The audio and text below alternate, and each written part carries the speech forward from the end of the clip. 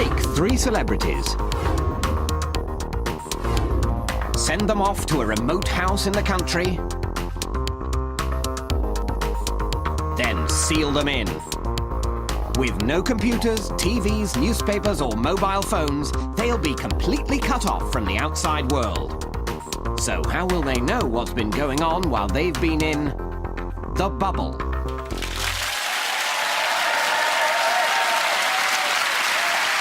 Good evening, I'm David Mitchell and welcome to The Bubble, the show where we ask 3 celebrities to spend the week completely cut off from the outside world. No newspapers, no TV, no internet, nothing. So they won't know what Gordon Brown learnt this week, that it is possible for a Labour Party leader to get positive headlines from The Sun, The Mail and The Telegraph, but only if you die. Before we return them to the bosom of their indifferent families, we're going to show them a selection of news reports. Some of them are genuine, some of them have been faked. But will they be able to tell the difference? So let's meet tonight's guests. Straight from the bubble, please welcome Andy Hamilton, Sarah Millican and Clive Anderson.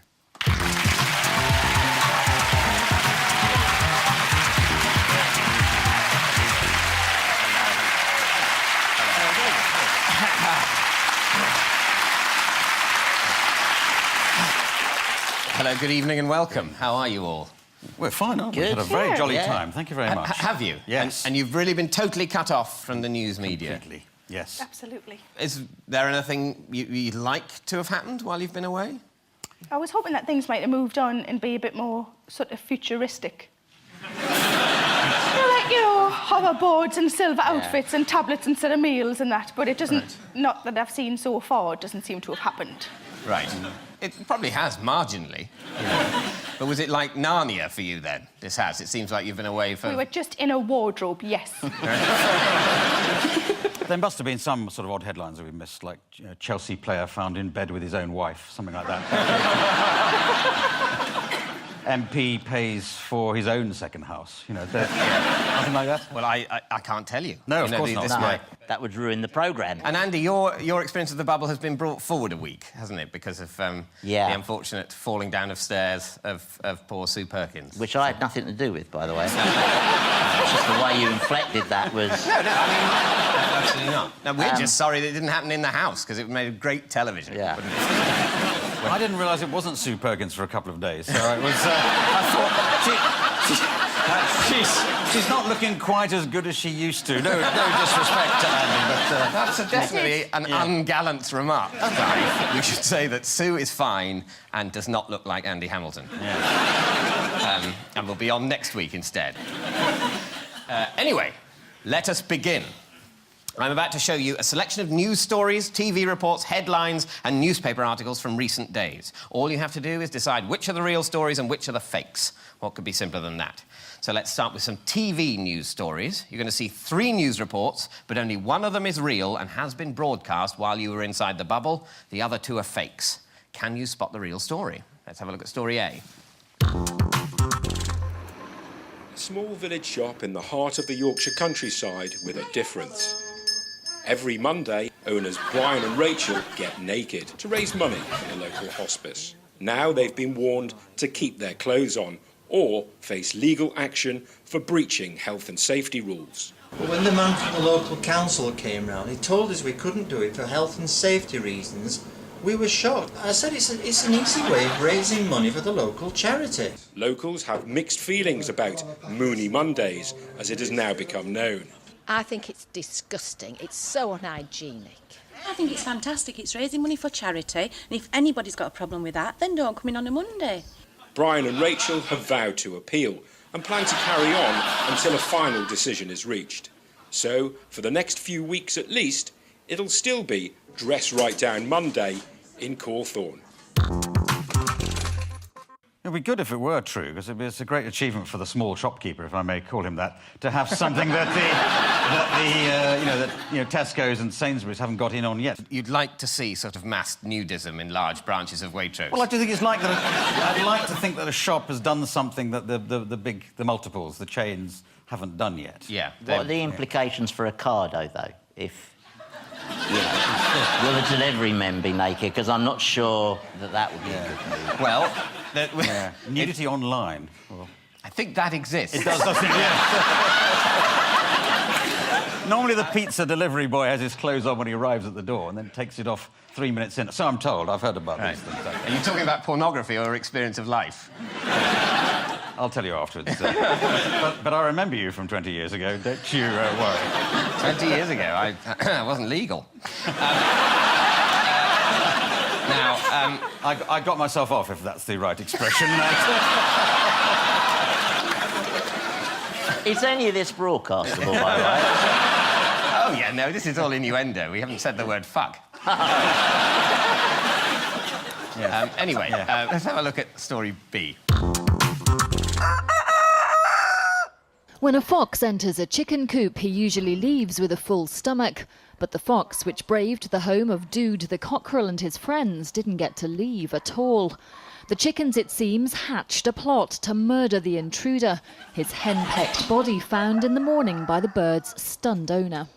When I went round to the other side to check for eggs, saw the fox laying dead on the floor in the chicken house. So all the doors and the flaps were shut. So I don't know how he got in, whether he pushed the flap up and then it had slammed down behind him. But I just didn't know what to think. It seems this remarkable show of poultry power may have had more to do with luck than design. It appears a table in the coop was knocked over, hitting the fox on the head and knocking him out. But the chickens still showed plenty of pluck, attacking the unconscious animal with their sharp beaks, leaving a corpse too gruesome to show on television. Come on. Obviously, the story was covered with far less levity on Fox News. Yeah. I think that's brilliant, because that's like a really unusual episode of Midsummer Murders. They could have found a dead fox and then filmed it, couldn't they? Who? The people who put together this report. Can you tell that we're all a little bit disappointed that we didn't get to see a dead fox at the end? It was building up so nicely, and I'm really gutted that it stopped. Yeah. But it just shows it's the effect of the Lincolnshire air. It makes people want to kill foxes. Is there a chance that the fox committed suicide? Have we looked into that as a possibility? Or No. Or the fox died of natural causes and the chickens have been fitted up. So you're saying that's a reverse Quincy? Yeah. Right. Reverse Quincy? Yeah. In Quincy, it's always, he's killed himself or it's natural causes, and Quincy goes, no, it's murder. No, I remember when you delivered pizza all those years ago, you offered me a reverse Quincy, and I didn't know then what that was. Will you never let me escape my past? All right, well, let's have a look at report C. Has he or hasn't he? It's the question all of Westminster wants answered. Rumours that began on the internet suggest David Cameron had a spray tan before his speech to the Tory conference on Sunday. They don't hand general election victories. Mr Cameron certainly seemed to have a healthy glow as he delivered his speech, and pictures of his appearance over the past few months seem to raise questions about his ever-changing complexion. The tanning salon he allegedly visited wouldn't be drawn on the matter. Male grooming has become more and more popular over the years. I would say about 40% of our clients are male for spray tans, but it is a private matter and I'm not going to discuss who or who hasn't been in recently. 英国保守党党魁大卫卡麦隆 Taiwanese news, though, haven't been so coy. This reconstruction shows what the man who wants to be Prime Minister might have got up to. 毕竟临时抱佛脚的东西不会持久。 With image being so important in modern politics, it appears that being brown in Westminster is suddenly not so bad after all. Well, that's Cameron thinking, how can I get a real tan on my face when the sun shines out of my arse? Andy, do you believe that potential future PM could be so vain? Oh, yeah.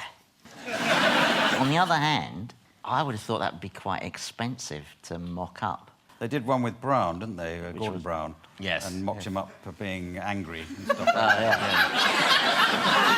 What is it? Is a spraying on of colour, or is it a sort of sun ray lamp? I think it's a spraying on of colour, as the Taiwanese have demonstrated. That's it. Yeah.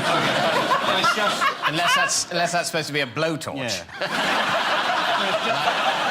Well, I think the time has come to vote, so let's just quickly recap. Is it A, shopkeepers banned from holding Naked Mondays, B, chickens murder a fox, Or C, David Cameron had a spray tan. So which is the real story? Please vote A, B or C now. Oh, fantastic. You've all gone for different ones. Oh, great. Yes, Oh, great. Clive, you've gone for David Cameron had a spray tan. Sarah, the shopkeeper's banned from Naked Mondays. And Andy, the chicken's murdering the fox. Well, I have to say that B is the right one. So well done, Andy. Well done. Yes, 4 chickens have indeed murdered a fox in cold blood. It's not in cold blood. It's self-defence. I'm going to get the chickens off the trial if it's... Right. The fox comes into your chicken coop, it's kill or be killed, isn't it? Ah, but I put it to you that the fox had just entered of his own free will just to have a look around. Look at the number of previous convictions the fox had for killing You're not allowed to bring hens. those in at this stage, Yes, surely. you can. Of course you can. I think we can see why Clive left the law. I think we do, actually, even though it wasn't on the news, we do have a picture of the fox. There it is. Yeah, it's not that horrific. It's only horrific if there are foxes watching, isn't it? Can't you do a thing like the football results? If you're a fox, look away now. Yeah. To be honest, I've never watched the football results, and I'm amazed to hear that they have that. If you don't want to know the results, why are you watching the football results? You should be the judge. You're so perfect at not knowing anything about the modern world. I have heard of football. I just wish it would stop.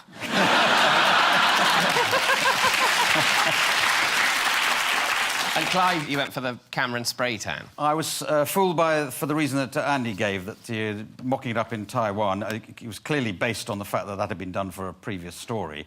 So, OK, obviously, perhaps you did do this. Your programme got in touch and got them to do that. Yes, we did. We rang up the people in Taiwan and we commissioned our own animation. We spared on this programme. No, absolutely. We bought your vote. Yes. I'm very pleased with that. Well, I hope the licence fee payers think that was worth it.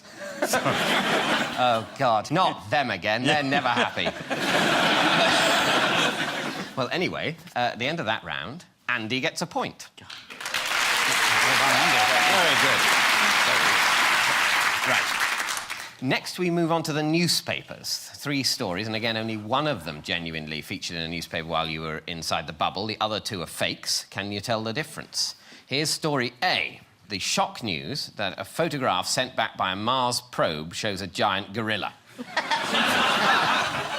Which newspaper's that? I'll give you a clue. It wasn't the Financial Times. Yeah. The Sport and the Sunday Sport used to do headlines like this years ago, and they had a thing once where they said a London bus was found on the moon, and everyone said, this is rubbish, this can't be right. And then the next week they wrote a story, London bus disappears from moon. I think it looks like the gorilla's got a bikini on. It's not much of a stretch, is it? Not only gorillas on Mars. Oh, the fact that they wear bikinis hasn't made the universe that much odder.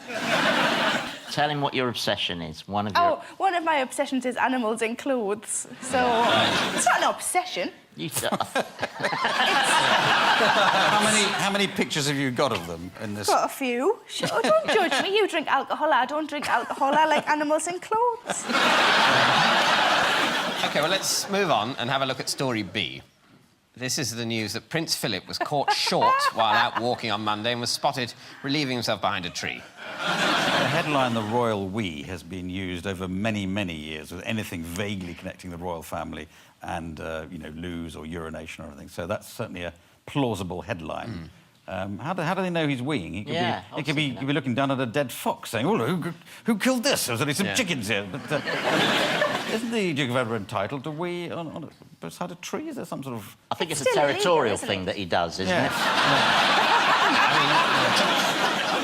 OK, well, let's have a look at the last story, story C, which is the news that the pre-election leadership debate, televised by the BBC, will be hosted by Fern Britton.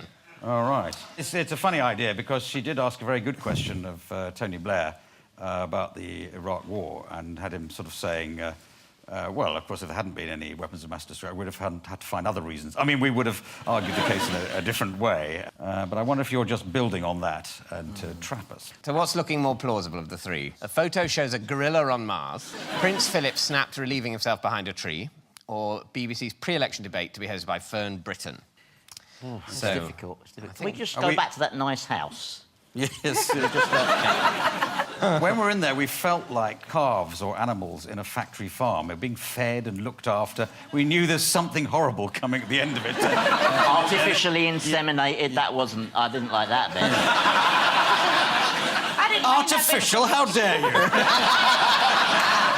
He was very tender. OK, so the time has come to vote. Yes. Is it A, photo shows a gorilla on Mars, B, Prince Philip snap relieving himself behind a tree, or C, BBC's pre-election debate to be hosted by Fern Britton? Please vote A, B or C now. All right. Well, Andy's gone for A, the photo of the gorilla, and the other two of you have gone with Prince Philip pissing.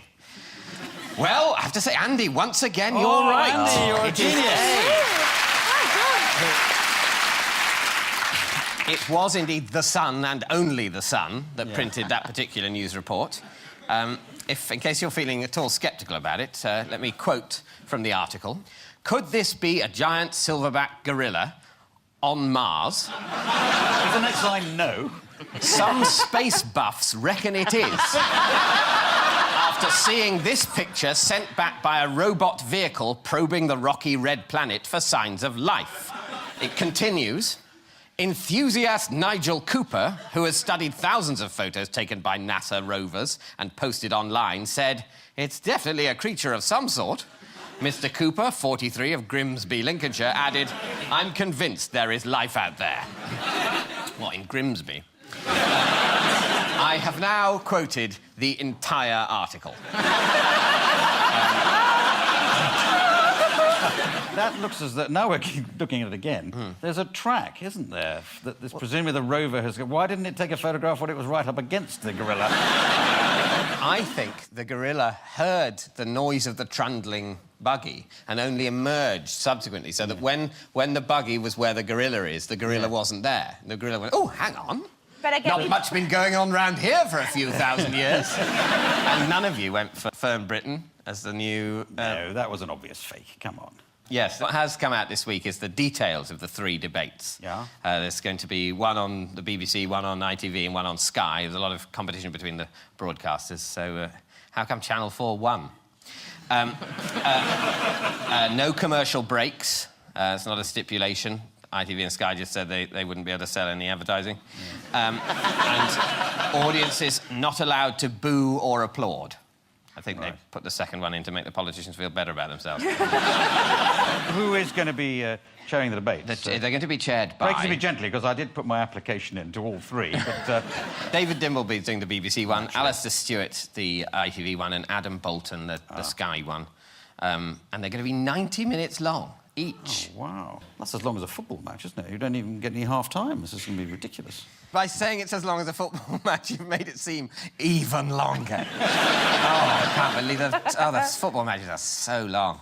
Ah, bloody hell. I have tried, you see. I've watched them. Have you? Yeah, Yes. like during the World Cup when it's supposed to be important. Oh, will England beat Colombia? Yes. Oh, the big clash. Those two rival nations. Where's Colombia? I don't know. I thought it was a coffee. So you don't like football or geography? Or there are two... No, you're absolutely right. I don't like football or geography. I hated geography. Nobody knows what geography is. What is it, capital cities or is it Oxbow Lakes? Yeah. Come on. It's just some other things you might be interested in. Yes. It's a stupid subject. Anyway, at the end of that round, Andy gets another point. Oh, well done, Andy.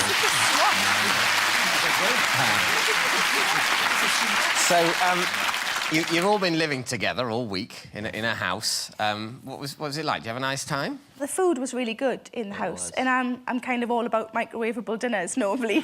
So I have got a lot closer to my target weight, which is good, which is just massive. And I believe last week in the house they played a lot of Scrabble, but I believe that this week Clive taught us to play some bridge, which Yeah. we can have a look at He here. begged me to teach them. Well, let's have a look at that.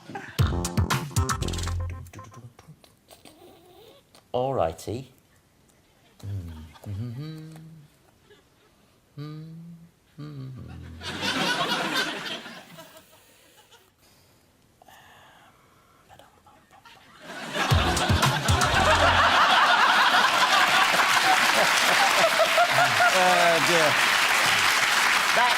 That's That's most done. Mischievously edited, Yes, isn't it? I did a little better than that. I think Andy went from not knowing anything about it, not being interested, within 5 minutes he got the idea and was really competitive about it and was trying to win the demonstration hand where we all knew where the cards were. And as you can see, he's very good. And apparently you don't even shout bridge at any point, which is rubbish. Right, now, moving on, it's time for a roundup of some more news that you've missed while you were in the bubble. Story A. Cafe in Devon recycles tea bags for a half-price cup of tea. We've always recycled everything in the restaurant, and we decided to take it a little step further. It gives a very, very nice, mellow, rounded flavour. Story B. Surface of 2012 Olympic velodrome track to be made from recycled cardboard. The tracks are much stronger, but also just as conducive to low tire resistance as the conventional beams of wood. And Story C. Scientists in Bath develop a new way of identifying people using their noses. Noses are hard to conceal without attracting suspicion, so if someone's got their nose covered up by their hand or clothing, they immediately stand out for the crowd. So in all the surveillance footage, it's very common that people's noses are visible. And I'd like to thank Sir Trevor MacDonald for the loan of his bong. Now,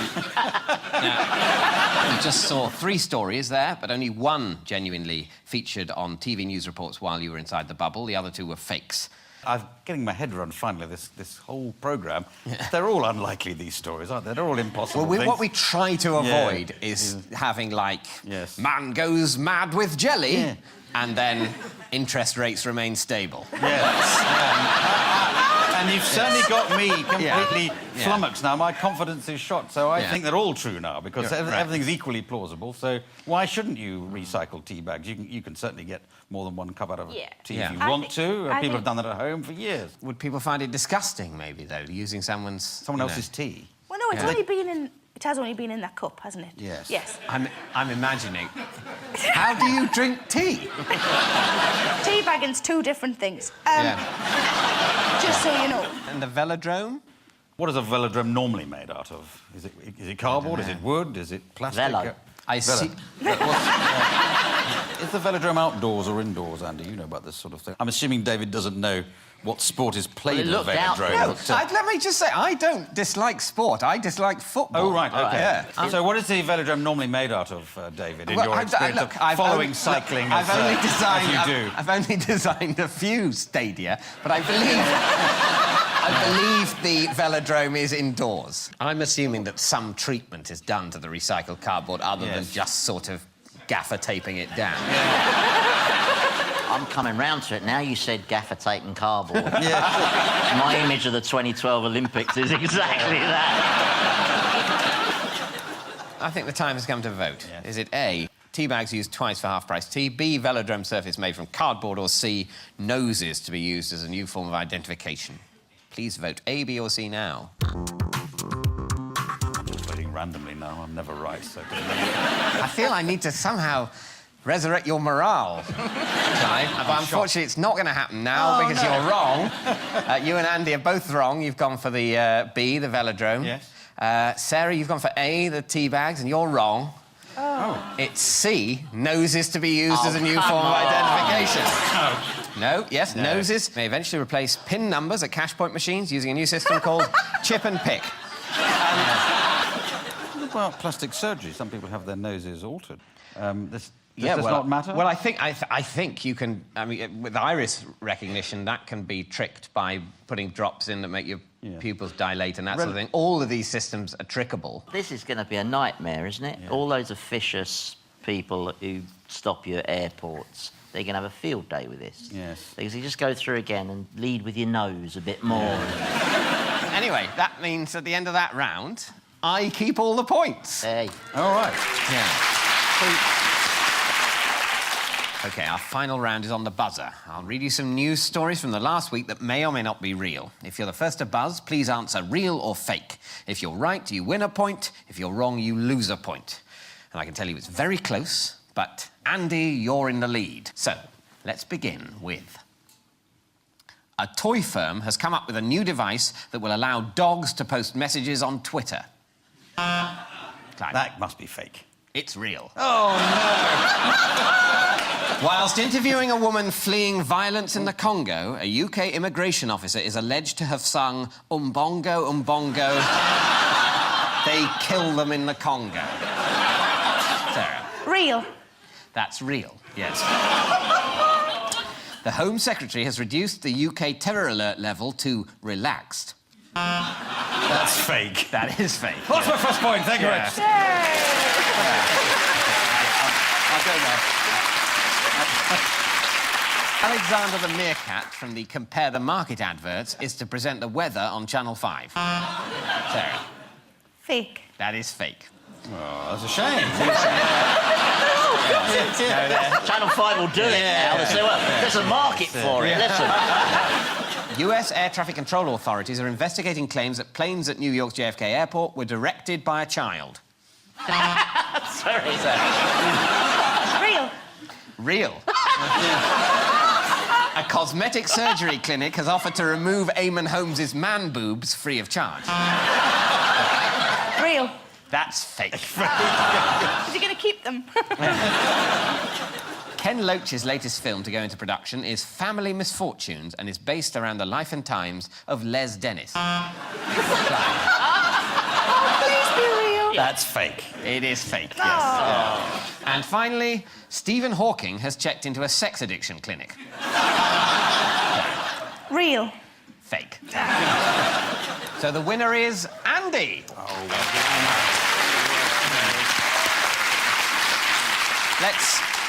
Let's have a look at what you got wrong in the quickfire round. Clive, you didn't believe the toy firm that come up with a new device that allowed dogs to post messages on Twitter. Well, how would they do that? They go woof, woof, woof, and it's... I mean, dogs don't say much. I wonder whether the dogs will realise what they're doing. Yeah. In the same way that people buy, like, Christmas presents for their dogs. I don't think the dog knows it's Christmas. No. I don't think many dogs are Christian. St Bernards are. About greyhounds. Do you think greyhounds know that it's a race? No. The greyhounds don't know that it isn't a hare. Sarah, you believed that Stephen Hawking has checked into a sex addiction clinic. Yeah. Did they come to him instead? Yeah. What happens in a sex clinic? It's either, what a fashionable thing. Do you mean a it? sex clinic or a sex addiction clinic? Either one. But sex addiction clinic. What happens? How do they wean you off it? Isn't it just something people say? I don't think there are any sex addict clinics, are there? If people say, I'm addicted to sex, they basically mean, I've behaved very badly and I wish to, in some way, medicalise it. I'm addicted to being an arsehole at parties. I've got to go to a being an arsehole at parties addiction clinic. No, you're an arsehole. No, I think there are arsehole clinics. I'm sure there are. You'd be such a sympathetic counsellor in this circumstance. The thing is, though, I would be a sympathetic counsellor because under those circumstances, the arsehole I was talking to would be paying me. Paying through his arsehole? Yeah. No.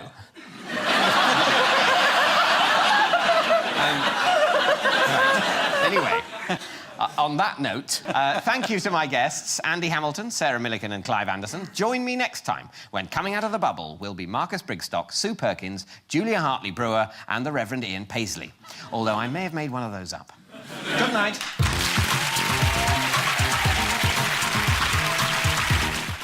Well, she may not be too good on stairs, but before she enters the bubble next week, Sue Perkins is taking up another challenge for BBC Two.